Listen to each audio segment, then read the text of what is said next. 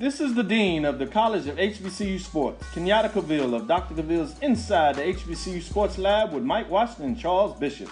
Come mix it up in the lab where the course lecture is in session every Tuesday from 6 o'clock p.m. Central Standard Time on Facebook Live, YouTube Spreaker, or the BCSN app, as we discuss all things about the HBCU sports culture, including exploring the week that was in the sporting HBCU diaspora, as well as the upcoming week of HBCU sports.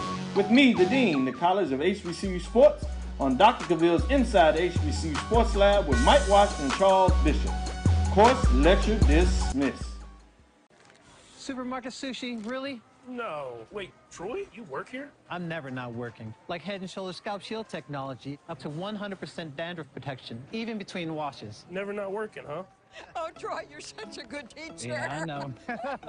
Never not working. Never not working. Never, ever not working. Are you serious? Never not working. Dandruff protection that's never not working. Head & Shoulders Scalp Shield technology. Since 2002, Empowerment Resources, Inc., a nonprofit organization, has empowered more than 1,500 youth and adults in Duval and surrounding counties through its programs Journey into Womanhood, Girls Mentoring, Life Skills for Teens, and Parenting Education Coaching. To get involved with programs, volunteer, or donate, visit www.empowermentresourcesinc.org. Follow us on social media, facebook.com/empowerment.resources and instagram.com/empowermentJAX. Nope. Nope. Come on, him. Ooh, I like him.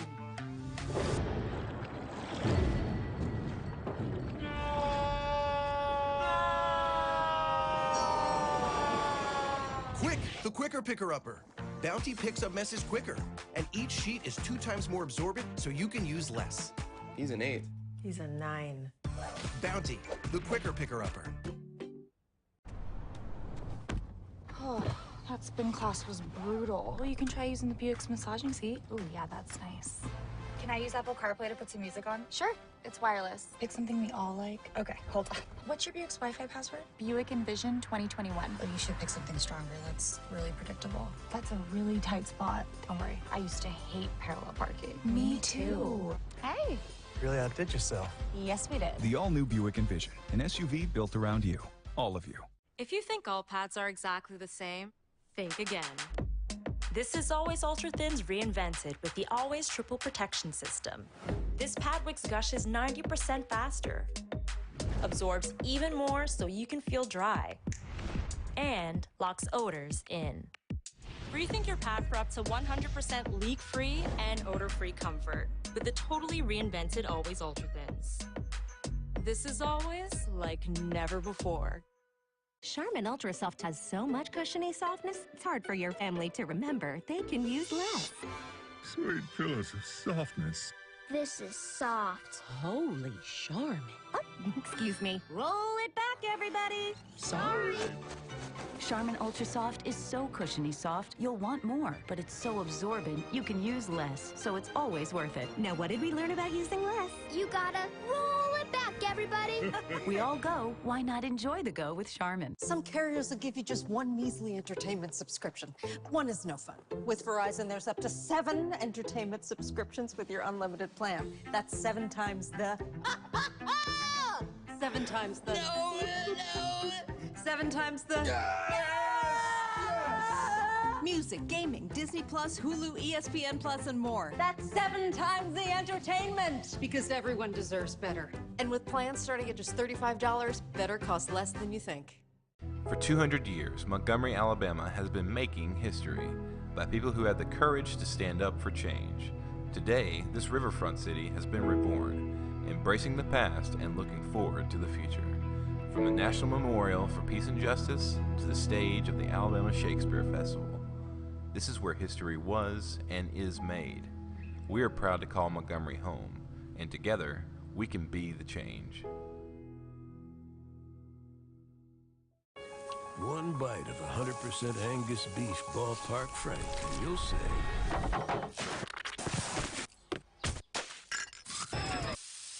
Hello, summer. Oh yeah, it's ballpark season.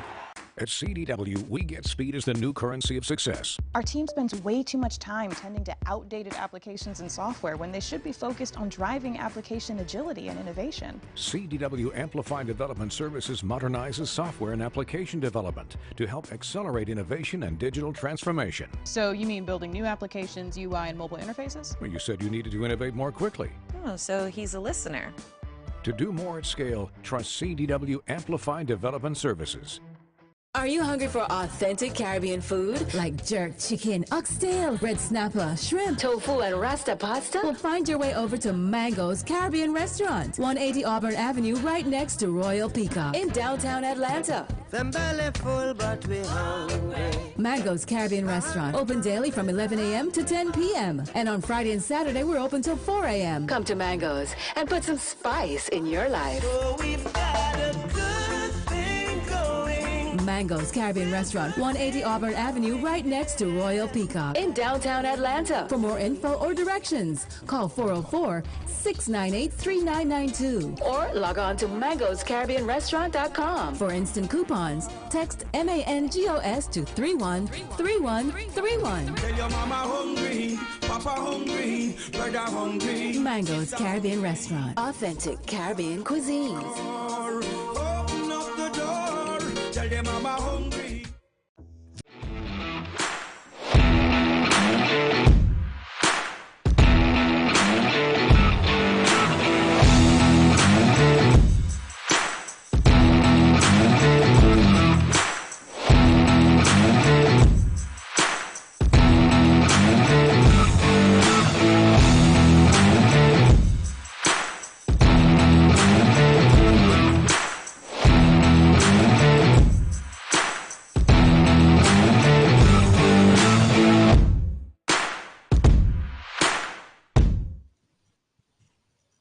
Good day, good people. Once again, you've got the grumpy old nerds in your ear. As always, it is I, your Uncle John, the ringmaster of this particular circus. And to my, well, I don't know, left, right, I can't tell direction because it's opposite of what I'm actually doing. But the five-borough Ronin, there you go. The five-borough Ronin, I got it this time. You got it, because yes, Roy said it sir. earlier. Uncle Rod. And as always, behind the ones and twos, we got Uncle Roy, but he, he's eating dinner, so he may pop in and out on the occasion. What's going on, sir? What's up, man? I got camera problems. Okay, Oh, sound like that was Uncle Percy. Yes, as always, calling maybe from the booty chair. We don't know because we can't see. Percy, your camera not working? Yeah, I'm working on it. Oh, okay, all right. Well, hi, Uncle Man, Percy. I'm still kind of recovering from this. I'm still kind of recovering from the Urban Nerd Con, man. That was a lot of walking. Look, I would be remiss if I did not tell you all we had a time. Oh, we had a time. The Urban Nerd Con in Montgomery, Alabama. For those of you who are lucky enough to join us, man, we had a spectacular time. Comics creators of color, panels with panelists of color. Of course, us, we broadcast live from the con. Man, we had a great time. And not only did we have a great time at the con, but not only did we have a great time at the con, but we had a great time after the con. So, look. And the title of this show is Grumpy Old Nerds. So, if we're not in bed by 9 o'clock, we struggle. And I'm still struggling. Yeah, somebody got some problems. Right. Uncle Rod, what about you, man? How'd you feel about it? You know what? I feel like for early con, for the first time out, first time venture, I think we did a really good job. I really liked how we, we're kind of looking out for the kids, for the young kids on this one. They liked it. Like you said, the panels went off very well. A lot of people came in and got informed, they got entertained. Special guests were really cool. They did their thing. Right. So, I really have no complaints, man. I think it was good for a first effort. Absolutely. Uncle Percy, what about you?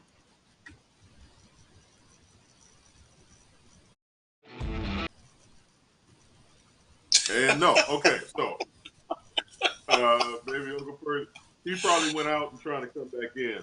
But We that's got some cool. covers up. Yeah, I see that. We missed Uncle DJ and Uncle Auntie Nicole. They weren't able to join us. But No, they were there with us in spirit. Right. But our Auntie Amayu was there, and she helped us out with the panel. And we almost had, there he is, Uncle Percy. What's good? And he's gone. That was a tease. Uncle Roy, you're on camera looking very confused. Yeah, Uncle Roy doesn't know what's happening. But Uncle, and matter of fact, let's talk to the man whose vision that, oh Lord. You know what? I was gonna say, I wanted to talk to the man whose vision this was. We have been actually, Roy and I have been talking about a con specifically for nerds of color for a long time, almost as long as I've known him, which is a good 6 or 7 years now. And again, I was going to ask Roy how he felt it went down and if he was proud of his baby actually being birthed. But I guess I won't. Oh, there he is. And Uncle Pro. Okay, so hopefully we get the brothers here and stay here. So let's go to Percy. Percy, you have a good time. What was your assessment of the time? First of all, I want to say to Roy, congratulations for pulling it off. I think you did a hell of a job just to get it going. I got stories about the night before the event. We won't talk about the night before, those goddamn hillbillies, but we're gonna leave that alone. But otherwise, it was a great turnout. I wish we could have continued our show before the storms came in. That Saturday night, I think we finally. Well, first of all, let me just say this: it was just nice just to see all of us together on the stage together. I think that was the first thing since we're all over the part of the country right now. But it was great. It was great. And I hope next year even be better, much better. Nice, absolutely. So I can see, so we can see Captain. So we can see Captain. Captain Thickens. Captain Thickens? I'll leave that alone. Yeah, there you go. Okay, and that's an inside joke that we are not going to explain. So, Uncle Roy, how does it feel that child, your baby, was actually birthed? I mean, it was. Can y'all hear me? Yeah, we hear you now. Yeah. Okay, cool. Yeah, my audio is going out. I just had to check. I mean, man, it was good. It was a great feeling. The team, man, everybody pulled together and helped pull this thing off because we were having challenges and setbacks, but everybody pulled together and it was able to get pulled off. So, I mean, I just thank all of you guys for sticking and staying and doing what we did, man. Getting this stuff together. I didn't really have any hair on my head to pull out. I don't like pulling out my beard hair, so I couldn't do that. But there were some moments. And the fact Rod had to tie you down and make you eat breakfast that one day, was that Saturday? Yeah, technically it was both days. He was like, dude, you need to eat. I was like, oh, okay, right. So, right, no, right. Man, everybody, appreciate everybody, man. That was great. But we had like high profile guests there, high profile panelists. Anthony Montgomery, who's always a good time. Mr. Dale Williams, who was always a good time. Kevin Grievous, who was able to talk to fans. We had a gaming station where actually a young man was able to get admitted into, is it Alabama State? Talladega College. Talladega. Talladega College. Yep. Talladega. Yep. Yeah. Into their esports program. Actually, yeah. Yeah, and if we did so take that, people who think you're not going to go to school playing video games. Right. Oh yeah, that's me. That's me.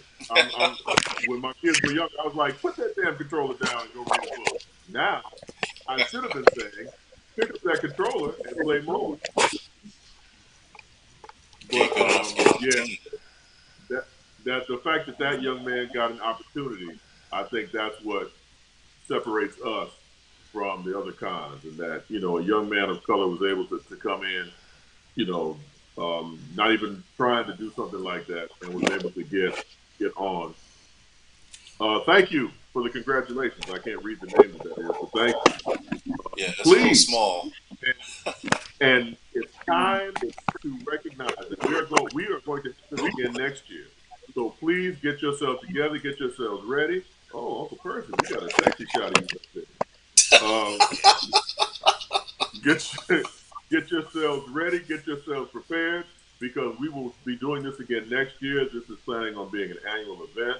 It's going to be bigger and better next year. Uncle Roy got all kind of Uncle Roy's dreams and aspirations, man. I'll be looking at him sometimes like, what the hell are you thinking? But man, you was able to pull it off. So man, congratulations, George. Thank you, sir. Thank you, sir, Shout out to George. George. And we look forward to seeing you, man. George, hey, the highlight of the entire weekend was Grumpy Old Nerds Live. Am I wrong? And Hero Hey, it was Gasm. about to get live for real.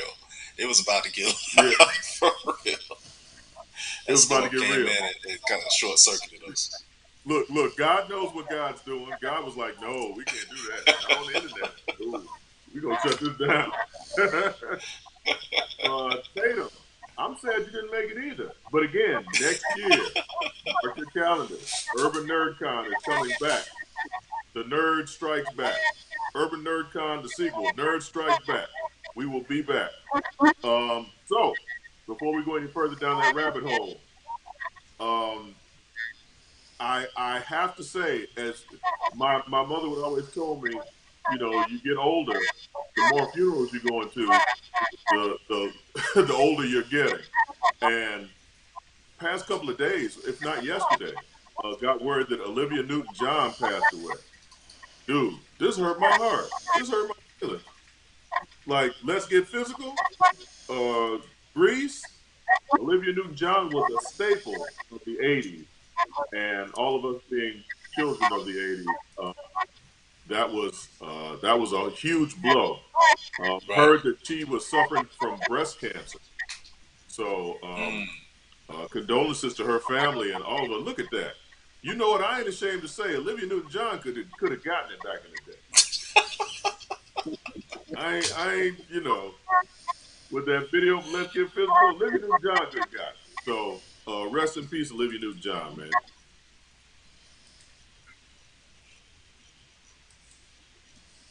Sounds like I was hearing some stuff in the background, but now I don't hear it. So I guess we're good. Yeah. James says in the midst of soccer season, so he couldn't make it. Hey, try to get a mid-season break in there, man, and make it to the next Urban Nerd Con. I know exactly what you mean. Hey James. Hopefully we'll be able to look. Not hopefully. Next year we'll be doing Grumpy Old Nerds Live again from there. Oh, also, hopefully we'll be able to do Grumpy Old Nerds Live sometime in the near future. Um, we're not going to try and wait till the next Urban Nerd Con. We ain't waiting 365 days to get together again because To we do it really had a live. blast. Yeah, we really had a blast. But yeah, so Olivia Newton-John. And what are you all's memories of Olivia Newton-John? I know I said Grease and Physical were mine. What like I said, she was a staple back in the day. What do you all remember about her? You know what? I think I remember my first exposure to her was the song "Physical," and the whole the whole twist of the video at the end. That was wild. Being at that age, you don't really get all of the you don't get all of the innuendo in the song. But then later on, Right. as you get older, you're like, wow, she was like, she was nasty. You're like, oh, okay. So this is what she's talking about. You know what? I didn't realize that she was more so known as a country singer before Physical. I didn't know that either. I knew because she's from Australia, so I don't know. But it's Australian country. I don't know. Yeah, I I mean didn't know that. that's what I read in the many articles is that she was actually a country singer, and that when Physical came out, that broke her into the pop mainstream, and then Physical was a huge hit. It spent like 10 weeks at number one. Yeah. And the song and the video were banned from some places because all the sexual innuendo. And like you said, I was a kid. I didn't know what she was talking about. I was like, "Hey, let's get Right. physical. Let's work out." Right. She wasn't talking about that. Not working it out like She that. was. Yeah. Right. Not So, like that. Percy, any memories of Olivia Newton-John? I want to say seventh grade, Evergreen Plaza. We went to go see Grease. That's the first time I ever knew who she was. Everybody was talking about Grease at the time, and went there to see the movie, and that's when I first knew who she was. And then after Even that, though of they course, all looked all of 30 years old in a high school musical. Right. Old as hell. Right. But yeah, that was it. That was also back in a time where music wasn't so polarized, so we could enjoy stuff like that without people talking about us.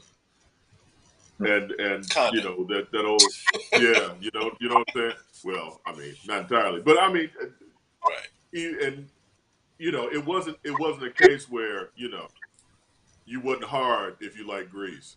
You know what I'm saying? You wouldn't necessarily you know what I'm saying?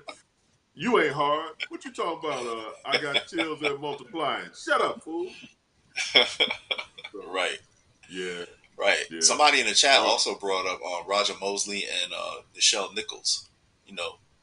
Yes. My man TC from Magnum PI passed recently, and Nichelle Nichols, who played Uhura on Star Trek, who she broke all kinds of barriers on TV. Yes. And Roger Mosley. Now, what I didn't know about Roger Mosley is that he was a high-level high school track coach in California, and he had colleges coming to him like, "Come coach our track teams." He was like, "No, I want young, fresh talent, and to be able to mold them and then send them to you." So he was deep within the community. Yeah. He definitely he wanted to build them from the beginning. Yes. And any coach worth his salt or her salt will say, I want to mold them so that the next person that gets them will be able to have something there that's already halfway shaped. You know what I'm saying? Right. You don't want Right. you don't want a kid coming to college who's an idiot. You want the basics. You want a kid who's coachable, and you want a kid who will be able to glean onto whatever you're trying to say. And yeah, Roger Mosley was. Plus the fact he was the flyest thing on Magnum PI. Yeah, he was that dude on the show, no doubt. Yeah, he was. And Nichelle Nichols, man, look, they showed a clip of when her and a couple other members went to the Mirror universe, and she had on that skirt with the cutoff top. I said, Miss Nichelle, what's up, baby? What's happening? She was one of my first, man. She was one of my first little guy crushes, man. Uhura was the one for me. Isn't she represented in the new Star Trek Brave New Worlds? I believe so. I think they have a younger version of her in Brave New World. Star Trek confuses me, so I don't watch that show. We have to do we do a whole segment on Star Trek, man. Because apparently Brave New Worlds, I know that Captain Pike is he's the captain. The captain, right? Yeah, he's the captain. So this is before Kirk took over. So Spock, because remember in the original, Kirk took over for Pike. He took over the Enterprise in the original. Okay. So Pike is before Kirk. What'd you say, Percy? What'd you say, Percy? Spock was already there with Pike. So Spock was there. I didn't know Uhuru was there too. Yeah.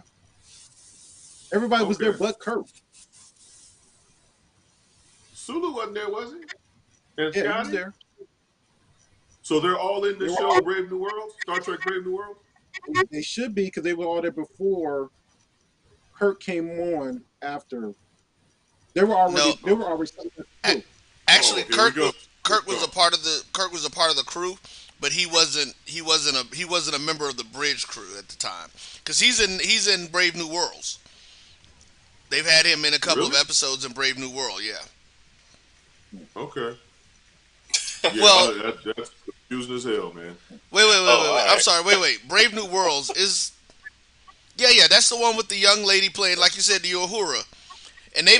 they actually made her a central character in the storyline. Right. Which I think is spectacular. Yes, that's what I'm talking about. Yes, come on, Miss Michelle.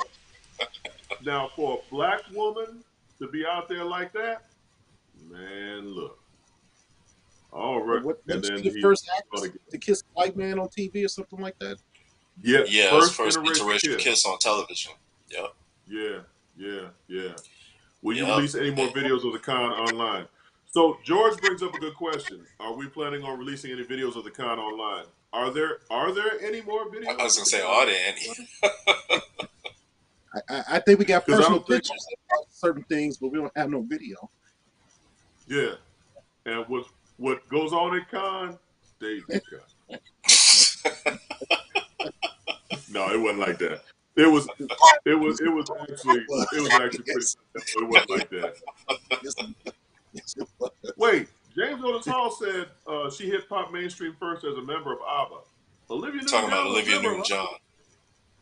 Wow, She was a Olivia member of Newton-John. ABBA. I didn't know that either. I didn't know that. Oh Lord. Okay. Well, James, how old are you, man? I don't think any of us were old enough for that. I remember ABBA now. Yeah, Dancing I Queen remember. was a good Like joint. for real. Because she was the dancing queen, young and sweet, only 17. That's right. So All right. R.I.P. to all of those. What'd you say? I said, all right, What'd you wrap say? it up. Come on, man. Okay. Like, come on now. I'm not the only brother who knows that song. Nah, I know the song. Okay. There you go.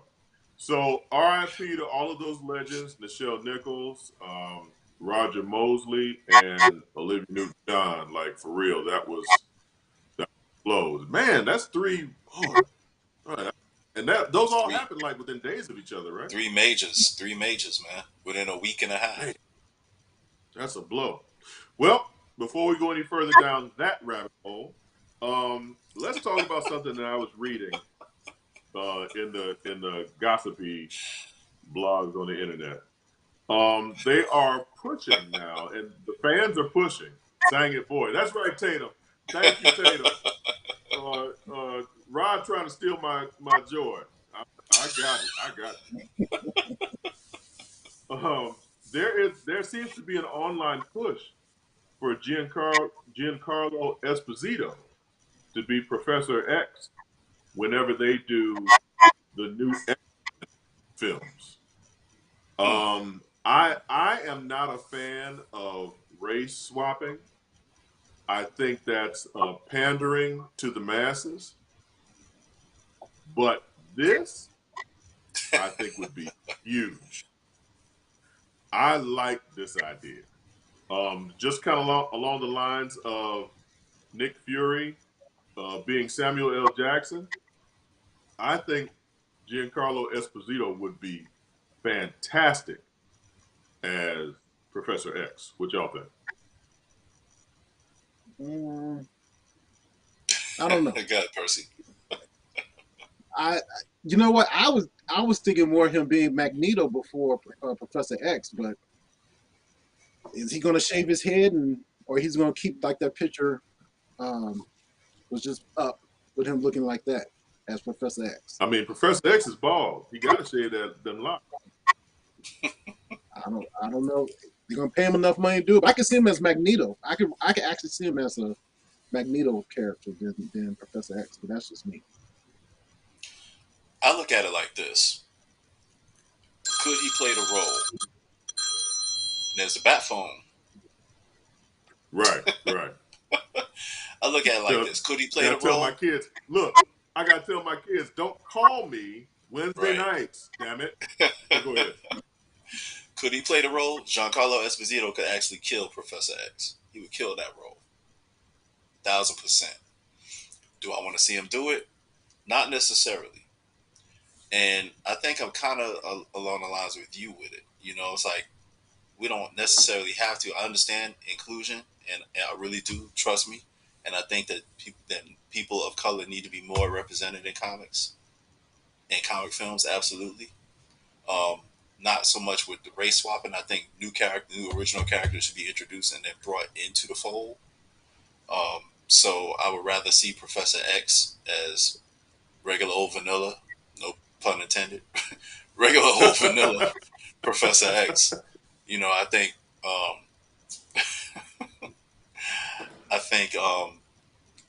man, what's his name? It's blanking out of my head right now. But the guy who plays him now, Patrick he played. Stewart. Thank you, Sir Patrick Stewart. Does an excellent job as Charles Xavier, and I like to see him in the MCU as Charles Xavier, and not with that stuff that Fox did.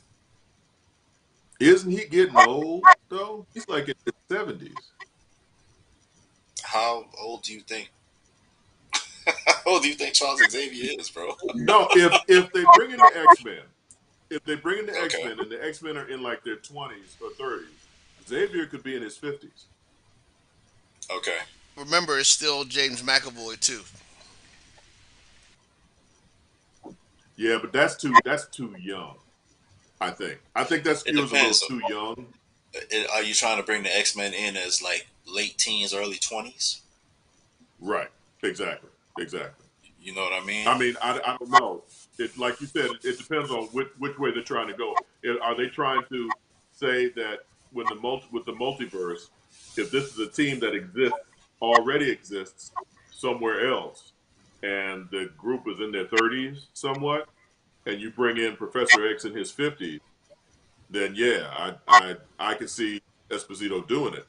But if they want to build it from the ground up, like if they're gonna say, okay, the X-Men are teen, like in the comics when they first came out, are they teens Right. or They like were in their early teenagers. 20s? Right. Then you could have a 30 to 40-year-old Professor X.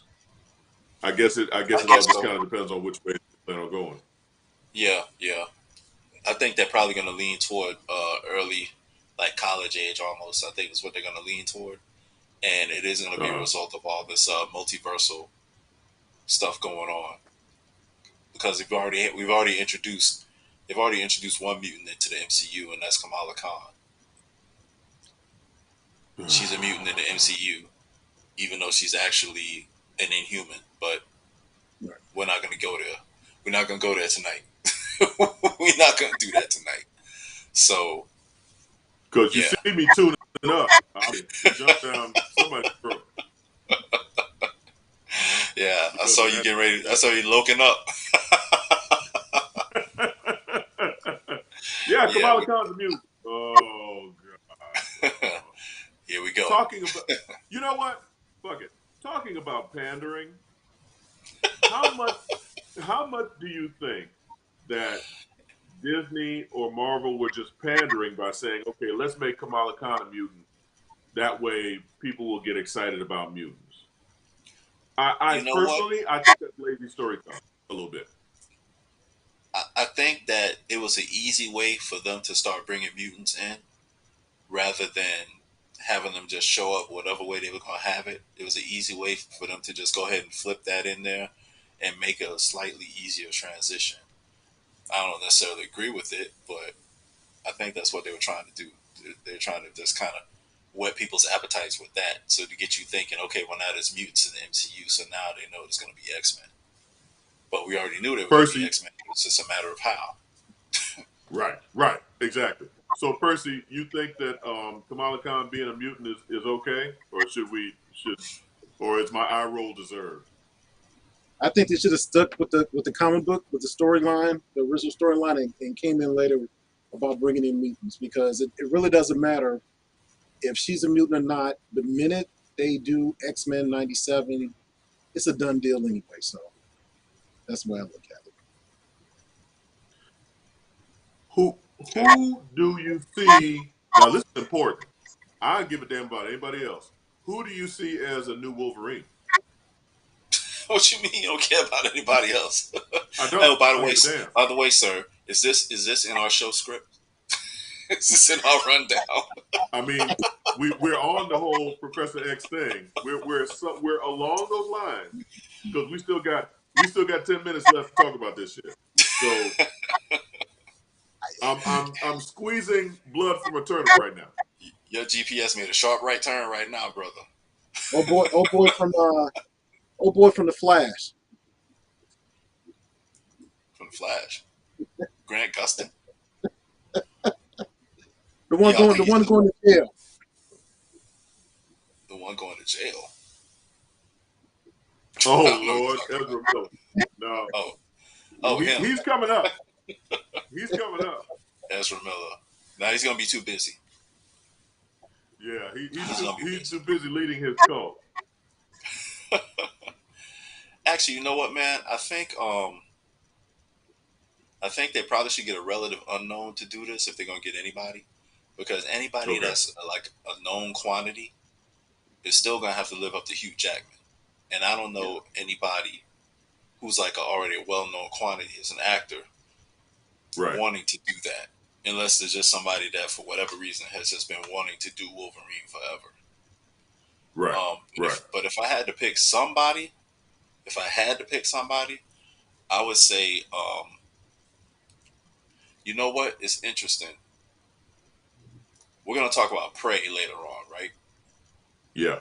I think one of the guys that was in Prey would actually be a perfect Wolverine. Which one? The one that was the main character's brother. Oh, okay. I can see that. Maybe kind of. but then that's race swapping again. Yeah.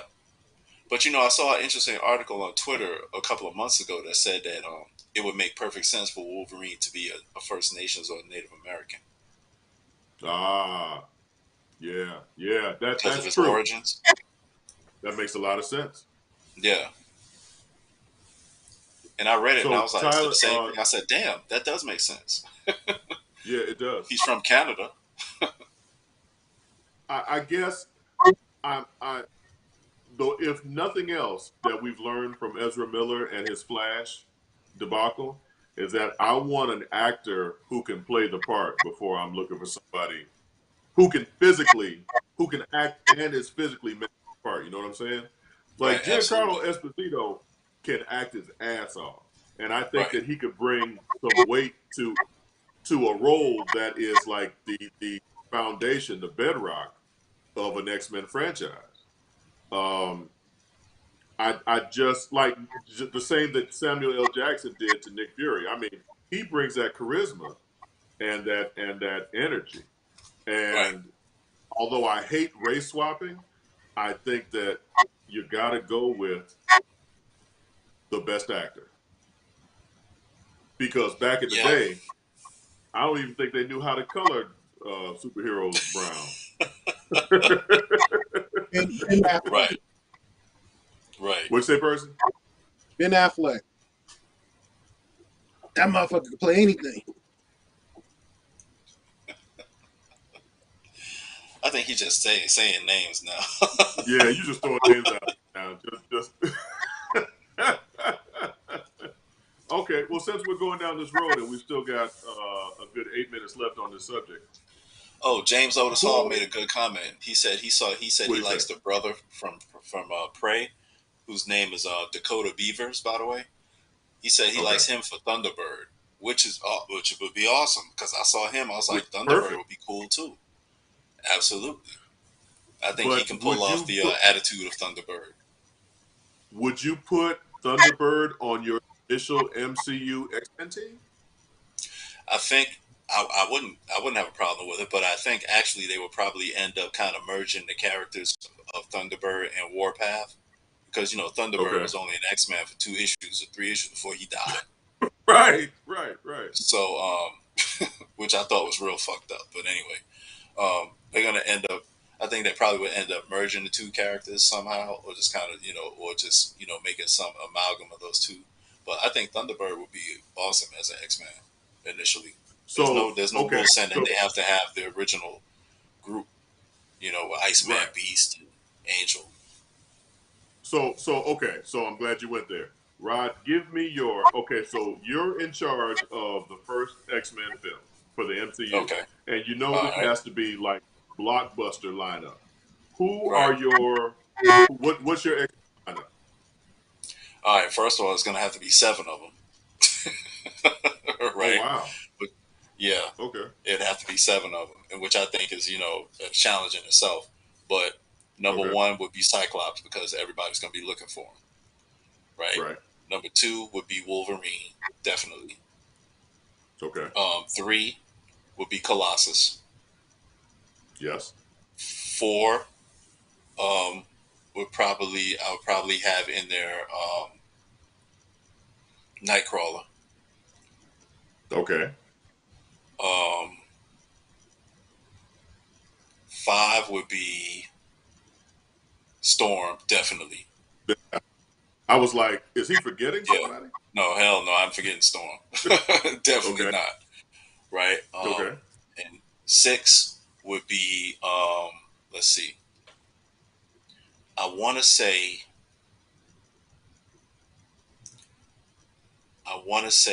I would put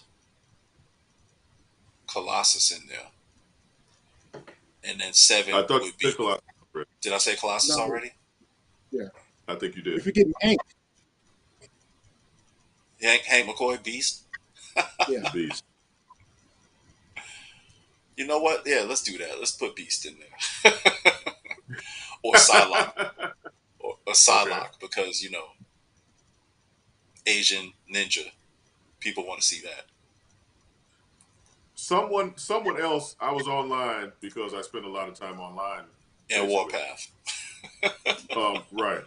So I was reading someone's comments online saying that they wanted to put Psylocke on their X-Men team and not on their favorite if they were able to build their X-Men team. I was like, Psylocke's really a complicated character. I She don't know if is. that's somebody who you want to put on your team initially, Well, just because you just don't have to. because just because of her fucked up past. Yeah, but you don't have to explain that right away. Everybody's in love with the Okay. character because of how she looks and what her abilities are.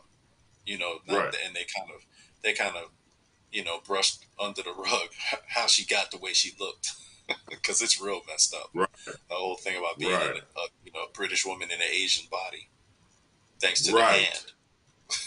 Right. Yeah, but it is So somewhat okay, problematic. Percy, give me your starting 7 or 5 or 6 or whatever for the X-Men movie. Actually, it's the same group Ron just said. There's Okay.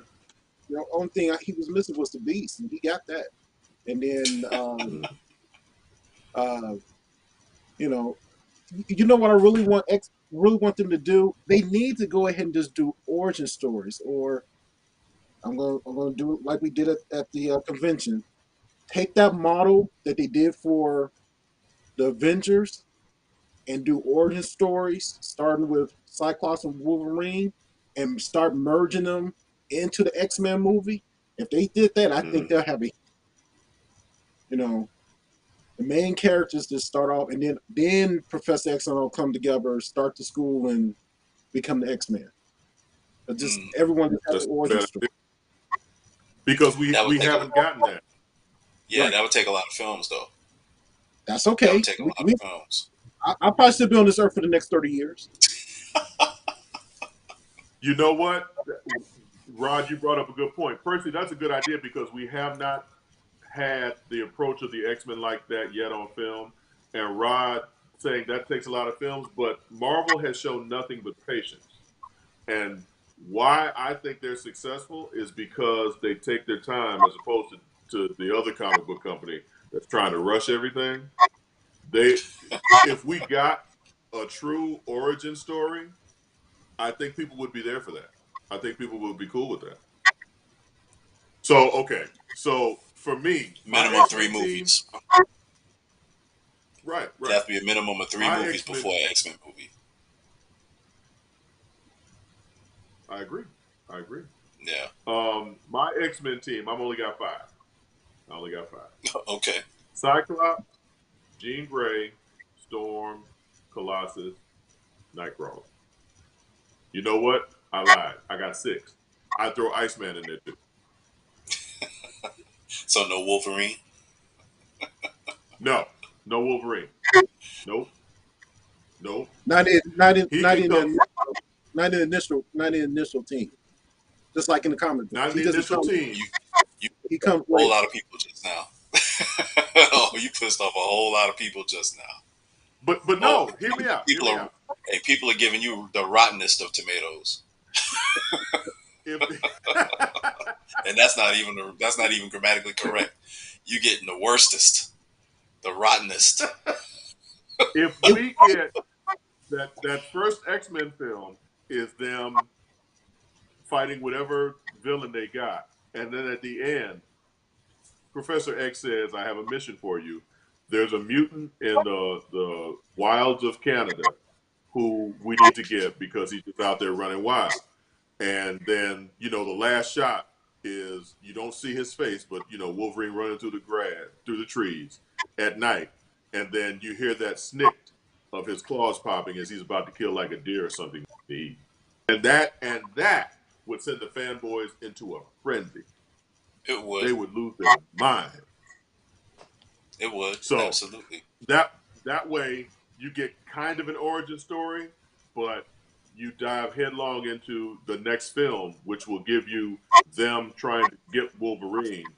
Because again, we don't really well, we see Wolverine's backstory, but we really get a chance to see his, like him and Cyclops bumping heads and him, digging on Jean and that little love triangle. Although in the comics they're a throuple now. Did you all know that? No. Yeah. In the comics, Cyclops, Wolverine, and Jean Grey are in a 3-way relationship. You know what? I guess that would only be the natural progression of it, rather than just continuing on with the tension between the three. I guess the new age solution to that, the post millennial Gen Z I solution mean to that that is that to be in a throuple. is that what they do now when more than 2 people are digging each other? Like, Hey, you know what? I don't know Come on, everybody. I don't know who they is. I don't know what they do. I don't know what they does. I'm It's just the saying. beginning of Herogasm. Okay, I so can say before it. we go down I can that say rabbit it. I can say it. sticking to the script for the show, DC's proposed 10-year plan. So, as I Man, was hey, doing hold up. I research, gotta get a I drink before came we start talking across. about these people. I gotta get a drink before we start talking. Hold on, man. Oh, Jesus Christ. So, DC has basically said, we know we're trash. We're going to keep the good stuff, throw away the bad stuff, and start a massive 10-year plan that will hopefully right the ship. That also includes HBO Max and the stuff. So the first thing they did was throw away the Batgirl film that has been completed. But now, let me ask you this. I want to see that film now. And there's no such thing as bad publicity. So if I'm DC, do I go ahead and, because I heard that the test audiences for the Batgirl film they were like, this is trash.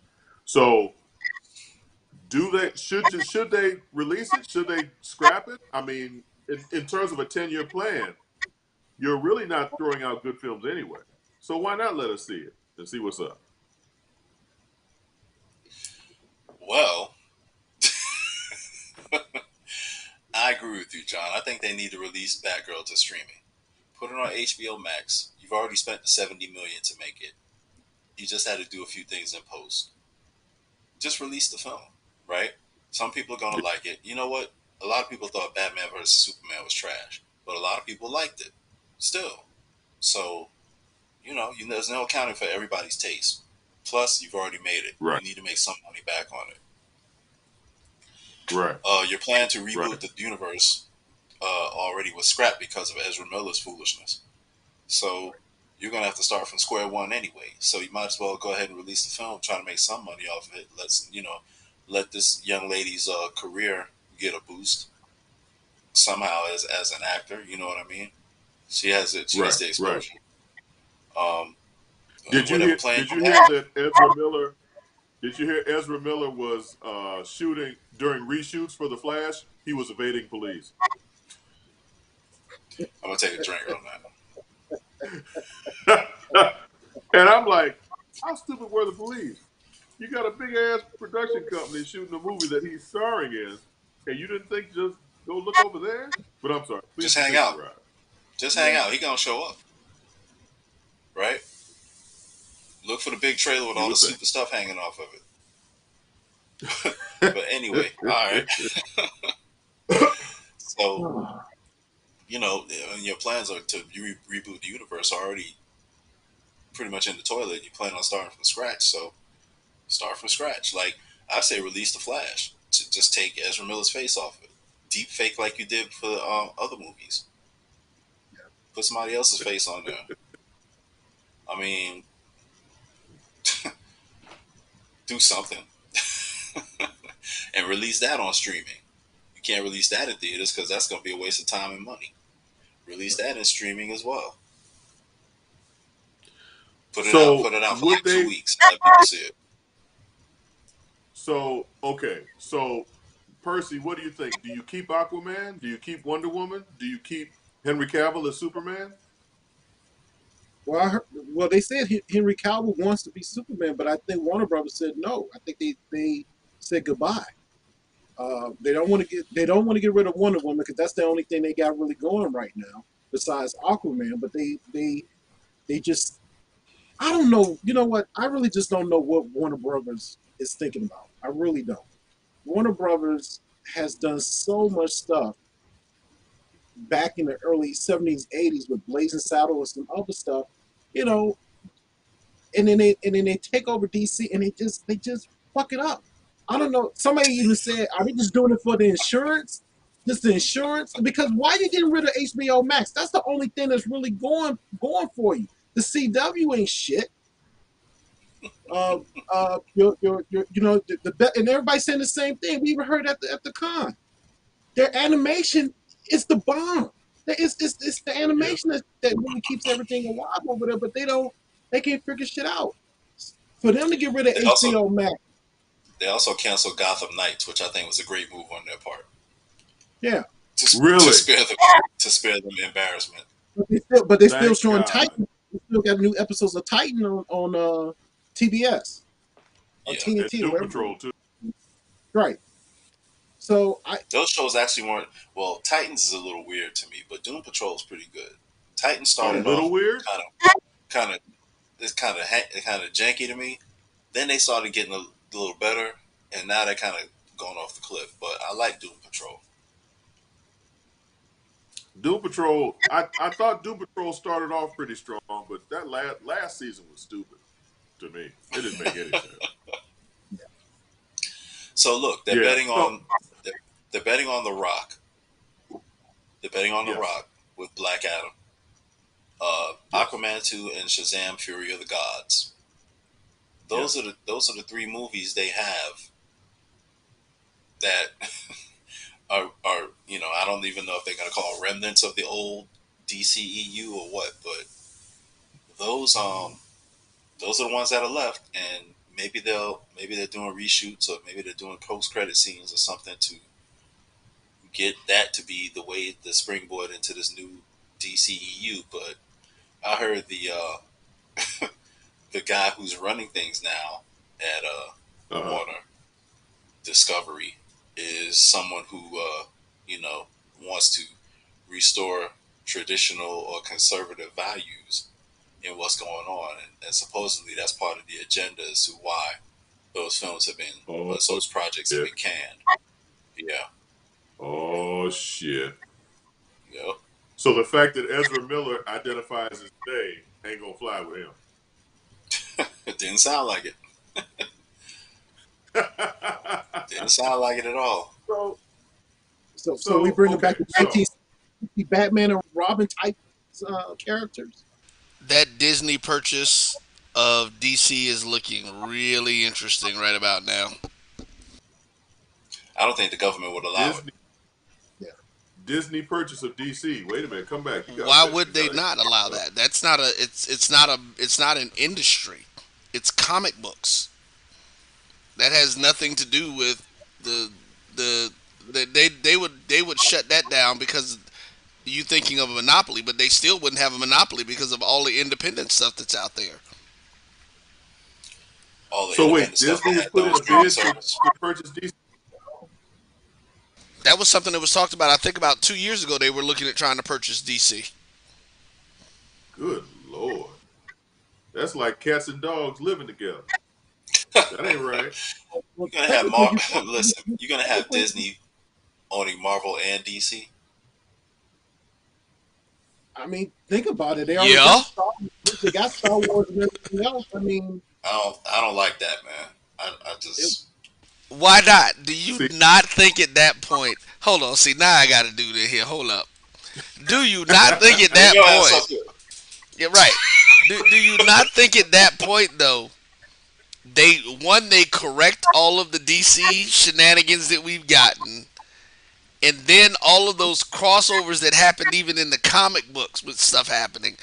I mean, honestly, with Warner Brothers going the direction that they are, because like you said, I didn't realize that that's what it was. He was supposed to be trying to move towards these different values, but like, dude, they're literally talking about getting rid of HBO Max. Yeah. Like they want to be. So I didn't think of it as being more conservative. I thought they were just trying to go to be quote unquote family friendly again. You know, they want all their stuff to be PG-13 or under. you thought they were just Well, dumb as you hell. say didn't you think say they were gonna family be friendly. conservative That as sounds hell. conservative to me. Yeah, right. So, HBO Max is one of the best streaming services on now. exactly. It And to is. say that you're going to get rid of it is like, wait, what? I mean, Dude, what are they? What is he smoking? Right. But they're not saying it that way. To be honest, I think Warner Brothers is looking at their films, their DC films, and they recognize that they're a deal breaker. And I think old boy has been brought in to rectify that and to get everything. Old boy basically said, you know what? We see what Marvel is doing. We tried to not go that route, and we failed miserably. So now we're going to go that same route that Marvel went, and hopefully make better films. And that I understand, but shutting down HBO Max makes no sense at all. Who's going to be their Kevin Feige? This guy, I think this guy is who they're trying to say is going to be their Kevin Feige, and he How already much does sounds he know done about with it. comics? Probably not a goddamn thing. Because Kevin Feige is at least pretty knowledgeable about the comics in general. Kevin Feige to me seems like he's a good storyteller. He understands the basic concept of telling stories, and the fact that they've been able, and don't get it twisted, Marvel has given us some dumb shit.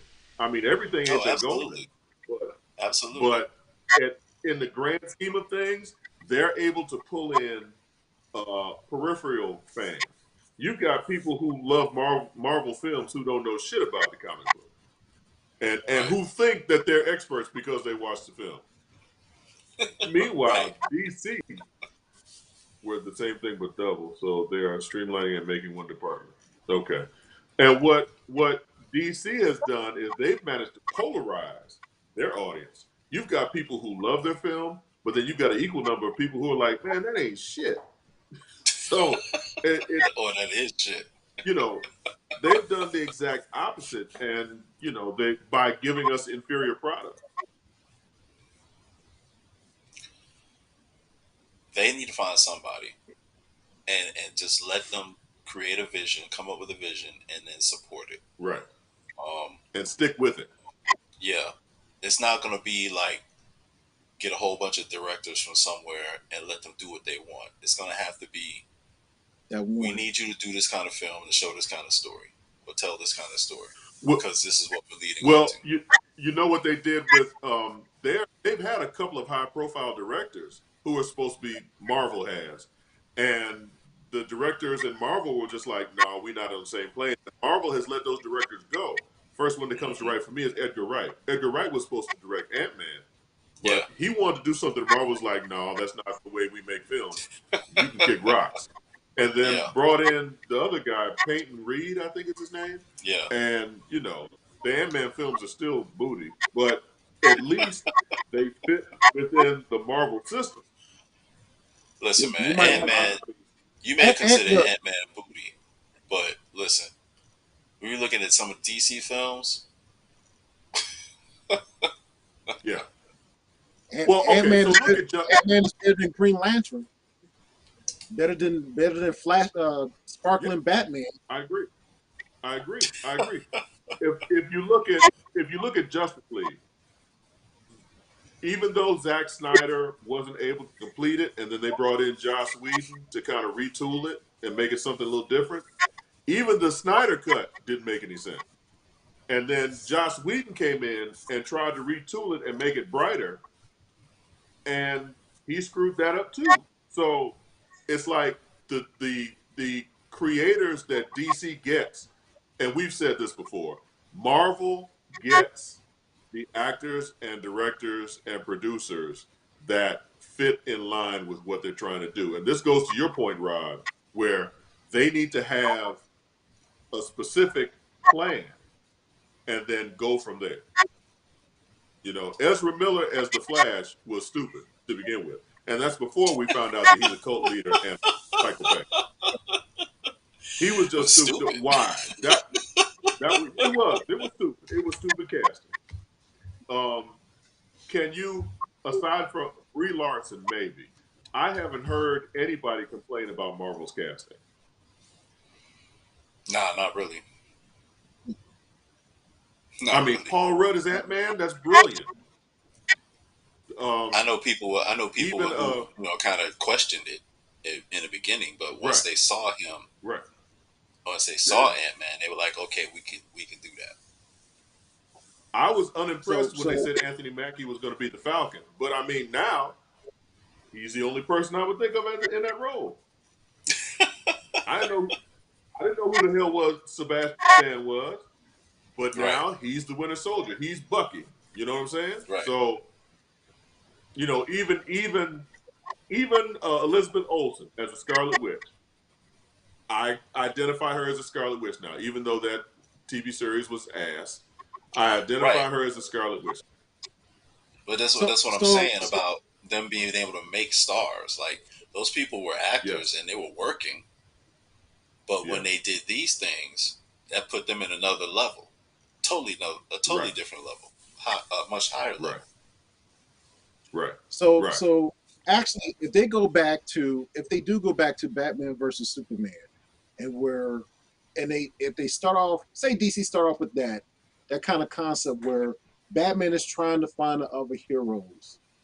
Like, he found Superman, he found Wonder Woman, he knows Aquaman is out there somewhere, and lead off like that and do origin stories, and then bring them all together. Like I said, and then take that model and then bring them all together. So they can make it to Super Friends. They can make it comical. They don't have to be all action and stuff. Just do it that way. I think they'll have a hit on their hands.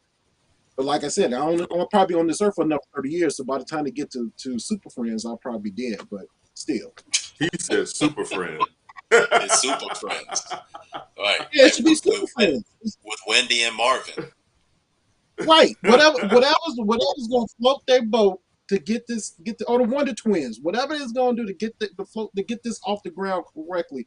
That's what you just need to do. Did you say the Wonder Twins? Yes, I did. He sure did. I sure did. You know what? Hey, you know what? I think time. I would like to see a serious version of the Wonder Twins. I think that would be pretty interesting. I would too. Wasn't there a comic like that out? It wasn't a series. Yeah, it was a comic out. Yeah, it was a comic out, but it wasn't a series. They were talking about a series for them. Yeah. Oh, okay. Well, I think that's a perfect time to segue into our next segment. So, speaking about DC, and I don't know if people actually know this, but Sandman is actually a DC property. That's it is. part of the Vertigo line. And this past week, The Sandman has premiered on Netflix. And I didn't know anything about Sandman. I knew of the character. But watching this series, I have to say, I am impressed. This show is really good. Have you all been able to check it out at all? Not yet. I haven't been able to check it out yet, but I'm familiar with him from the comics. I'm very familiar with Sandman. Neil Gaiman Right. did an excellent job, and I remember when Sandman first came out. It was like one of those comics that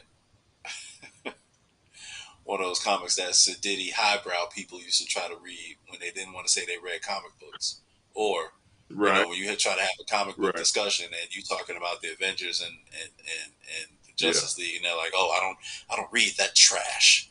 That's superhero trash. I read Sandman." Like, what? Right. Okay. Right. But I So think don't get mad when John Constantine shows up in it, right? well now Like, don't get mad when you see Swamp Thing. so right now, and I'll get to Constantine in a minute.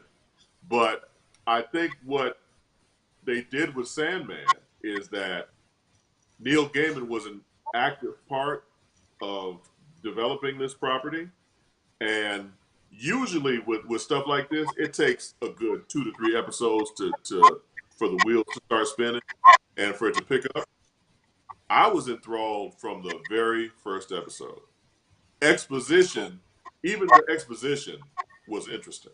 I mean, it surprised me that much. Like, I knew the main character, Morpheus, the Sand, was the Right. god of dreams. Right. And he resided over a realm called the dreaming. And I knew that the initial concept is that he gets captured by a mortal. A mortal creates a spell. I won't give too much away, Rod. You're welcome. A mortal is able to All capture right. him and hold. A mortal Right is on. able to capture and hold him for 100 years, so that when he goes back to his realm that he's the ruler of, it's broken down and decayed. And of course, there's a MacGuffin that there's some stuff that he has to go get, and he's traveling between worlds and so on and so forth. And the peripheral characters are interesting. Sandman is interesting, and the one thing now, Rod, you're gonna. I don't know if you knew this or not, but the character of John Constantine, they call him John Constantine, by the way, has been race swapped. So it's Joanna. It's Joanna Constantine. I knew you'd enjoy that. Fuck it. I mean, they want to do what they want to do, man. Okay. Whatever. So, because we live in the age that we live in, and for all our viewers, we are truly grown ass grumpy old nerds because all these characters were old white men, and Yeah. we get that we live in an age of inclusion. But goddamn, everybody is switched. It's like, damn. So John Constantine, which a lot of people who will be familiar with because of him being on DC's Legends of Tomorrow, which is the Right. assiest of ass shows on the CW. They've made him a her, and she's gay, and she's a lesbian. So Of course. it's a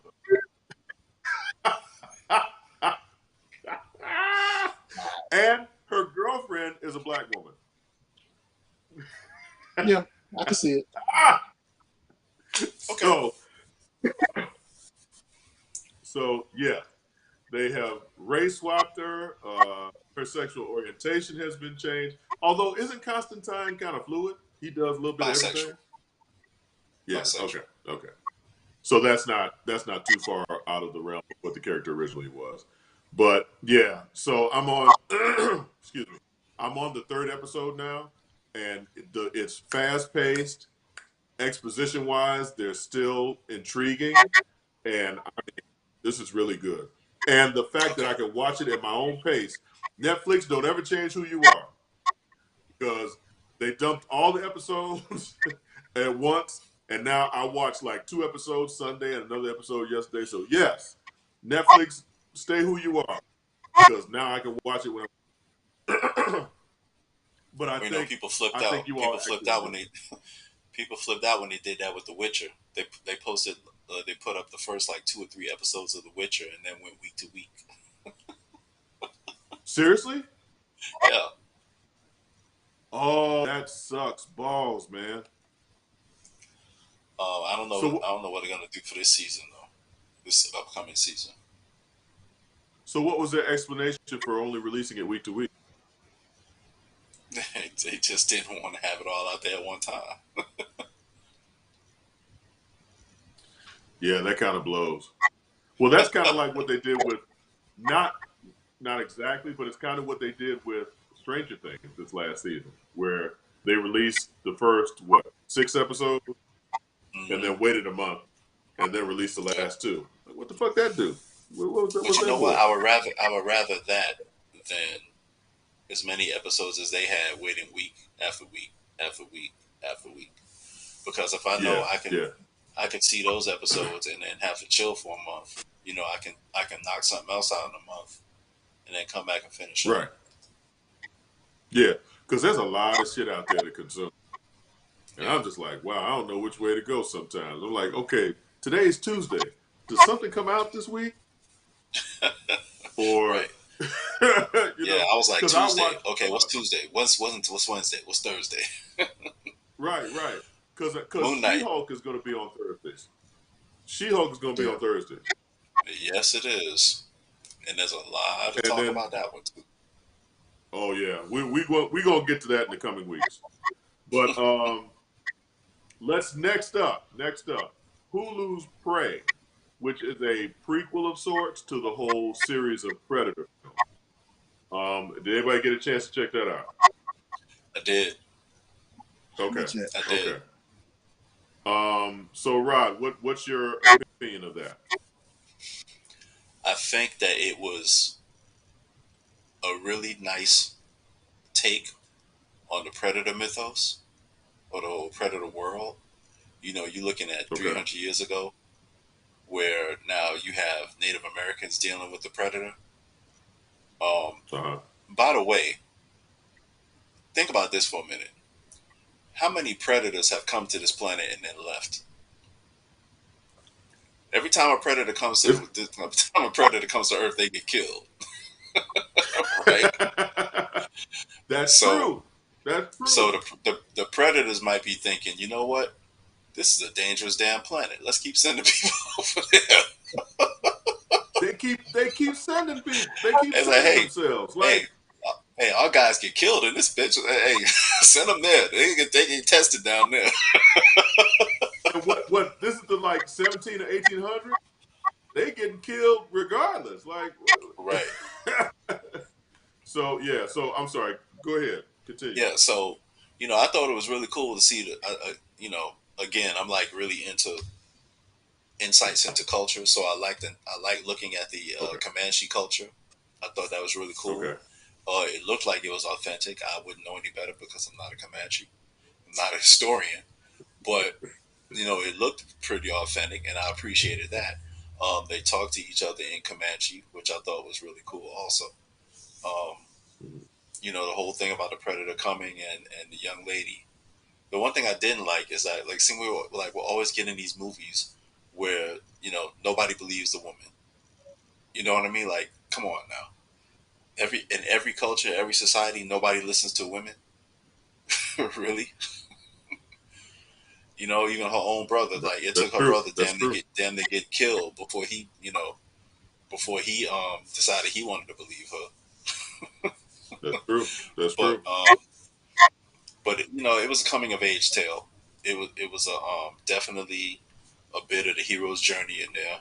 Um, but I thought it was really cool, man. I think um, what I liked the most about it was how it stayed consistent. Like the action was consistent throughout the film. Like you Uh-huh. didn't have too many lulls in the action. There was always something happening all the way throughout the film. One thing I'm Okay. kind of sad about though is at the end. Well, you know how at the end normally they'll have an ending theme, but they'll somehow tie in the theme from Predator in there. Right. I wanted them to tie that theme in there, but that's minor. I got That's you. whatever. I got you. Yeah. So I kind of agree. For me, the beginning was real slow. So, case in point, when I was talking about Sandman, where from the jump it was interesting and caught your attention, this was kind of a slow burn to begin with. And I think that because I had watched Sandman first, my expectations were kind of high. And I'm watching this, and being the grumpiest of old nerds, I had to restart watching it a couple of times because I took naps.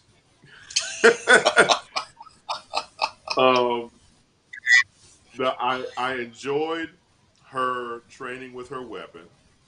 I enjoyed her. It was funny. She tied a rope to her axe. She had a throwing axe, and she tied a rope to it. And one of the warriors from her tribe was like, "Well, you need a leash for your weapon now," or something to that effect. And I thought that was Yeah. kind of funny. Yeah. I like the introduction of the predator. I'm curious. Like you said, Rod, they keep sending predators to Earth and they keep getting killed. Like, when are you going to recognize that maybe Earth is kind of dangerous and you don't need to keep sending people there? No, that's what they want. They want to be tested. Didn't They want to Jason be tested. kill? Okay. Say it Was it again. Jason who killed the predator? Jason or He said, No, the Freddy? Didn't one of them xenomorphs. kill him? The Yeah, xenomorphs, aliens, because there was an I alien know the queen aliens. in the But mountains didn't up didn't in Jason Antarctica. didn't Jason face the predator too? Jason versus the predator or something like that? no, no, Oh, okay. no, Britt. Now you just throwing shit out there now.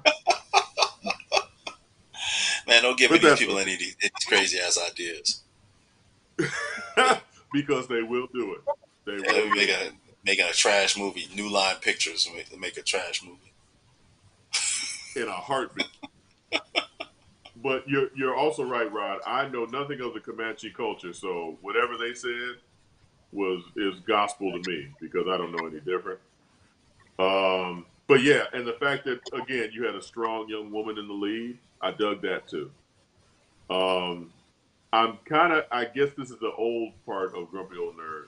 I'm getting kind of tired of somebody seeing something and everybody else is just kind of explaining it away. And it's just like, no, I saw an alien. I saw the spaceship. I saw, no, that was the wind. No, that was a space. No, that was a lightning bug. No, you didn't see that. A And then, Thunderbird. seconds later, a missile goes through goes into their eyeball or something. So I'm kind of getting tired of that trope, Yeah. but it was an enjoyable film, and they'll probably make more because this turned out to be so popular, and I'm cool with that. I like the idea of seeing the predators throughout the years, centuries or whatever. So it's almost kind of like Assassin's Creed, the video game, where you have Okay. an assassin at different time periods. So now you're gonna have people fighting predators from different time periods. I mean, yeah, why not? Shit, I would love to see a predator land on a slave plantation, and and see Big Mama take a skillet upside his head. You ain't gonna eat me, predator. You know, just Hell no, man. look. It could happen. Medea It could. versus Predator. There you go. Oh my God! Look, we haven't had a Medea movie in a while, have we? He said he wasn't gonna do anymore. He lied. He made another one like a year after he said that. That was a while ago though. He hasn't done any since. You're right. So Yeah. I'm not. No, no. There Uh-oh. was something I saw an ad for Netflix where Medea was doing like a Beyonce thing.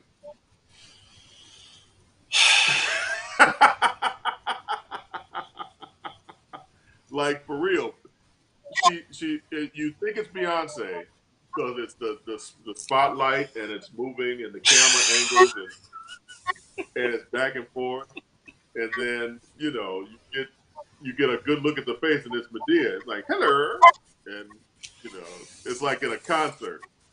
All right. I am so serious. I am so serious. I'm gonna find that. We're gonna do that next time. They should be done where the predator would just. I don't know what that means. I don't get that. Swag fan. They should do one where the predator or something wins. Win. Oh, okay. Win. Should they though? No, like for real. Should they though?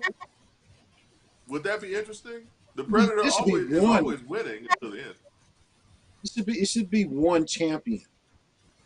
Maybe not on Earth. Maybe if they have conflict someplace else. Yeah. So wait, there was a Predator movie out that had it was modern. There have been so many Predator movies. They had Predators. Okay, so it's Prey, Predator, Predator 2, Predator, Alien versus Predator, right? Did I skip one? And Alien vs. Predator Requiem. Requiem. Which one was Sanaa Lathan in? The first one. Alien vs. Predator. Okay. Alien versus Predator Requiem. Jason versus Predator.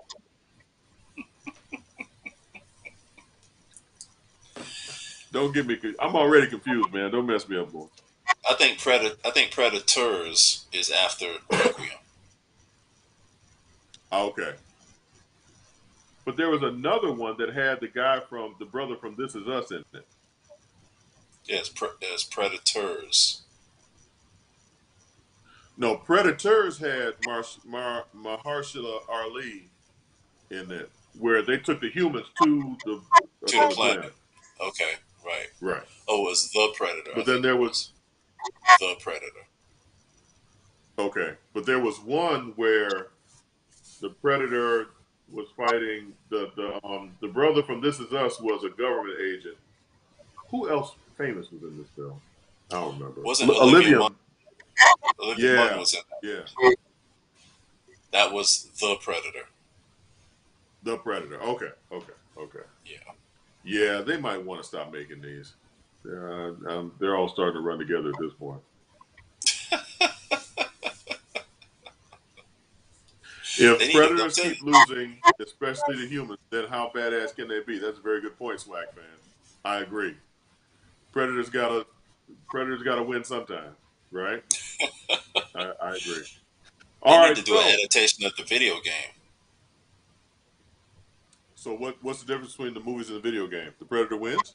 There's a video game Capcom made where it's in the future, and it's aliens invaded Earth or somehow get onto Earth, and the Predators come to help the humans hunt them. So you got colonial marines, like from Aliens, colonial marines working with Predators to fight aliens. Wow. Yeah, that's the Capcom video game. That's pretty solid. Okay, so Heidi and Swag Fan, I have a question. Since you want the Predators to win, if you want the Predators to win, why would they keep coming to Earth if we're easy to conquer? They keep coming because they keep losing, right? I would assume. You know, you're gonna keep going because you ain't able to. You keep sending these guys down here and they keep getting killed. Well, I'm gonna keep coming because eventually I'm gonna not wipe out humans, but I mean, isn't that kind of the point? They see Earth as a very dangerous hunting planet. Like that's where they come to prove themselves. I think where they're messing up is that they don't realize, number one, how many humans there are, how advanced thinkers that humans are, and how dangerous they can be when they have a plan or when they come at them in numbers. I don't think they realize that. Okay. Like they think that they're hunting like animal intellect level things when they keep running into humans. There you go. Before we go any further down that rabbit hole, let's check out Rod's books we should be reading, sir. All right, it's gonna be real quick tonight. It's only 2 books. One Right. is from Milestone. The Milestone Returns Oh, line. that's never a quick review. That's not gonna be no quick review right there. The next one. Yep. It's Blood Syndicate, Season 1, Number 3. That's Iron Butterfly, isn't it? Yep, it is. Holocaust continues his takeover of Dakota with his gang. Tech Nine, Fade, and all the others are still trying to get a grasp on what's happening and trying to get organized. We see the first full appearance, I believe, of Aqua Maria, which the way they introduce her is really cool. You also, in the first few pages, get a very gnarly looking flashback from Flashback where you see there's this whole splash page of all the Milestone characters in battle fighting against aliens. So you see Icon, Rocket, Static, Hardware. So apparently it's a flash of some future events, it looks like. And so you go from that to the continuous story of the gang violence and Holocaust attempt to take over of Dakota. And you get a little bit more insight into the characters of Tech Nine, Fade, and you meet Fade's boyfriend. And you also get a quick preview of what's about to happen next with Holocaust. So they're going to probably introduce a few other people in the next issue, and then things are going to really start to pick up. Okay, so as with anything Milestone, I'm going to dissect this. Chris Cross drew this, by the way. Did he? Yeah. Oh, shit. You're going to make me pick this damn book up. So yeah. I'm going to dissect this with a butcher knife. So have we seen all of the members of the original Blood Syndicate? Not yet. Okay. So who are we missing? There's like 3 or 4 people they're missing. Okay. So you said Wise Son and Fade. So already Fade was trying to hide his sexuality in the original book. So in here, he's all the way out and proud. It wasn't overt with it, but he kind of got kind of backed into a corner, and he had to kind of admit it because of how it went down. Yeah, I don't want to give too much away, but he's in a situation where he was like, "Yeah, this is what's happening." Is Flashback still a crackhead? That I don't know yet. Ah, okay. And how does Iron Butterfly fit in all this? She's on the cover, but she does not appear in this issue.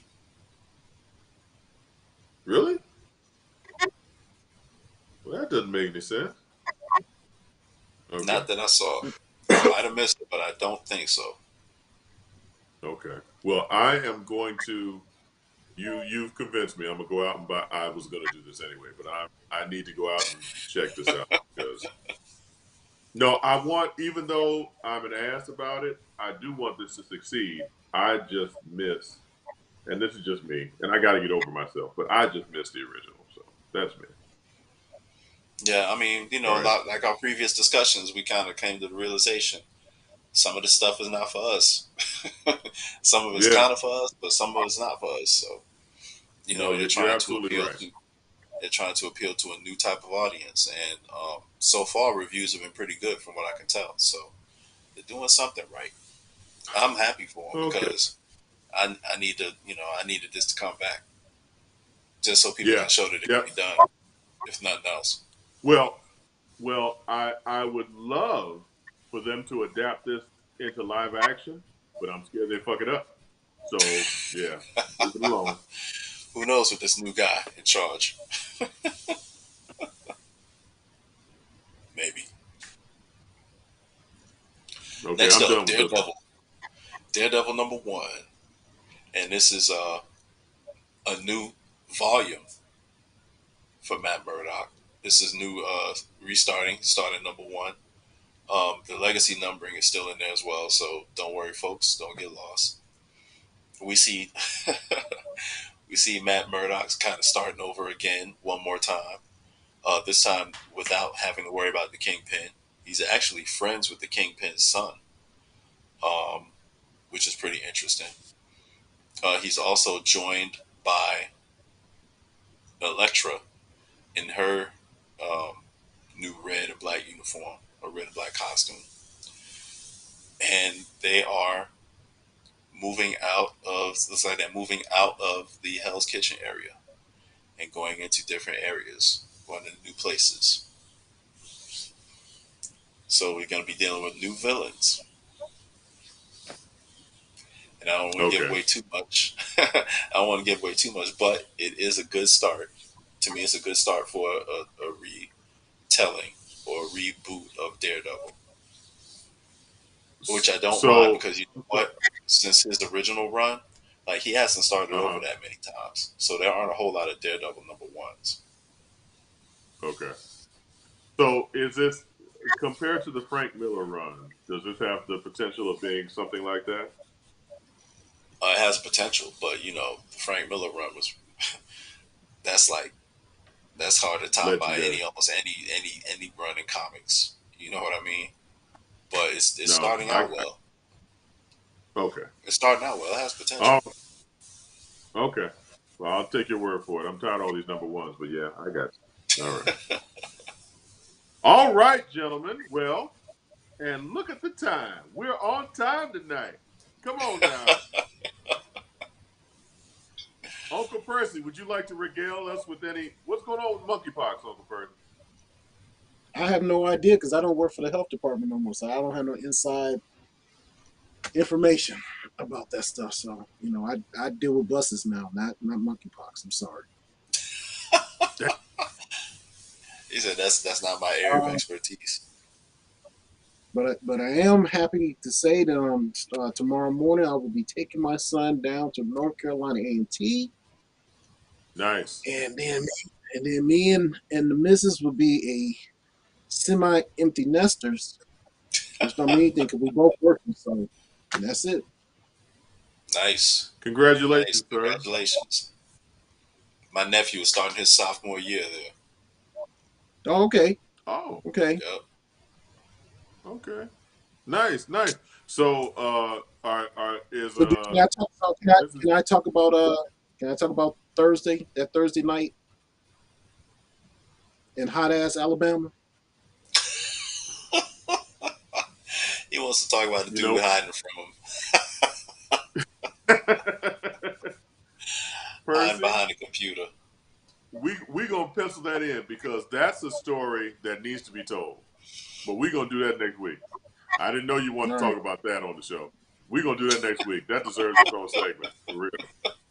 That was some funny shit. Yeah, that was good stuff. Uncle Rod, you got anything for us before we go? Hey man, it's really hot. At least where I am, it's really hot down there. Please be careful out there. I've seen a lot of older people succumb to heat illness. Stay hydrated. Keep something on your head. Take breaks when you need to. It's really dangerous out there. Where the heat's out there is pretty hot. So until it cools down a little bit around the nation, take care, folks, and take care of your pets as well. Yes, sir. I will take care of my pets, meaning my children. Uncle Roy, anything going on the network, sir? Is he there? There he is. So when do you all start broadcasting games, football games?